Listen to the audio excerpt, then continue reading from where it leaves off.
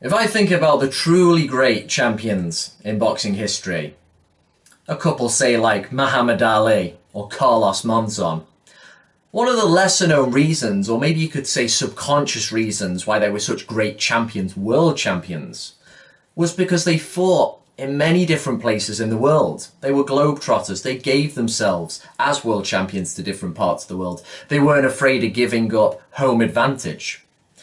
Now with Anthony Joshua, AJ, the unified WBA, IBF, WBO and IBO world champion over here, he is yet to still fight in the US of A. And I know he's only had about 22 fights, but considering his celebrity, how quickly he got fast-tracked and how successful he's been, he still hasn't fought in one of the absolute key places that basically still is the capital of boxing, even though here in the UK, with the likes of Eddie Hearn and Joshua, maybe a bit of Tony Bellew on the side parroting it, we've come to believe that we're the face of boxing now, we're the capital, and I think it has created something of an unhealthy mindset.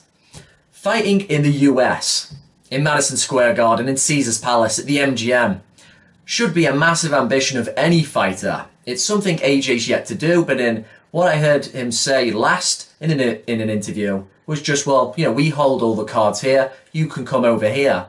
Basically echoing what Eddie Hearn's been saying.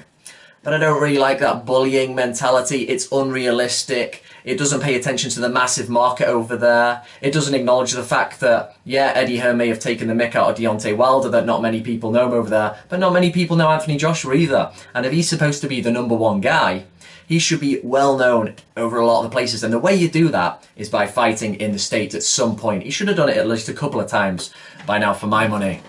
Froch, even after his massive knockout victory over George Groves in the rematch, 80,000 at Wembley, we all know, he still had a desire to want to fight in Vegas. I believe he wanted to fight Julio Cesar Chavez Jr.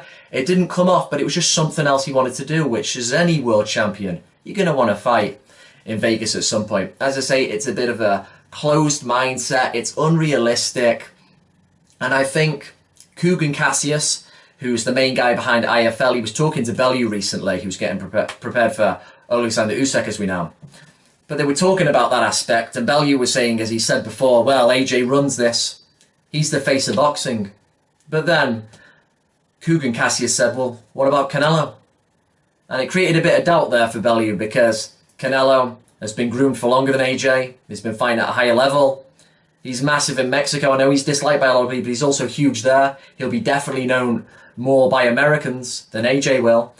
Now, Brits may have thought, oh, well, with what AJ's done with Klitschko, definitely, surely he's more known. But no, this shows a break there in the understanding of who's actually known globally. It's still definitely in the interests for them to fight in the US at some point. I know AJ's got a great deal here, but it felt, certainly in his last fight against Povetkin, did that need to be another Wembley spectacular? I thought that should have been the second time he'd have fought in the US. The first time for me he should have fought in the US would have been in his first defence of the IBF title against Brazil. Get a guy who's a bit easy to hit, not much power, a bit slow, you know, technically sloppy. Go and fight him for a bit of a sure win in the States, in Atlantic City, anywhere. And get the American public, just give him that taste to get him familiar with you, just stepping on the soil and fighting there. And then I would have probably had the fight with Povetkin be in his second appearance. And that really would have worked wonders.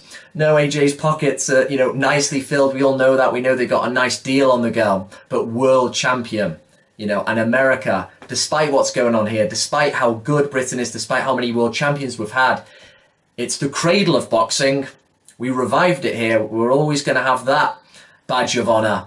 But the capital still is America because of the potential and because of the fact that no matter how well we do here, there's a good chunk of those 350 million Americans, pardon me, who don't really know who Anthony Joshua is.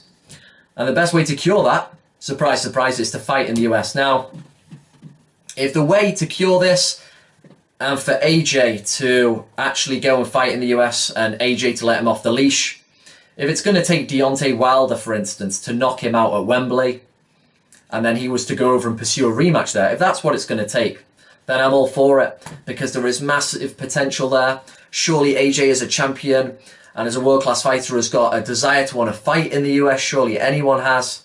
So I'd like to see that happen. But what do you think on the subject? Do you think AJ should have fought in the US by now? I'm thinking most people would have thought yeah. And if he should have, which opponent would you have had him fight against?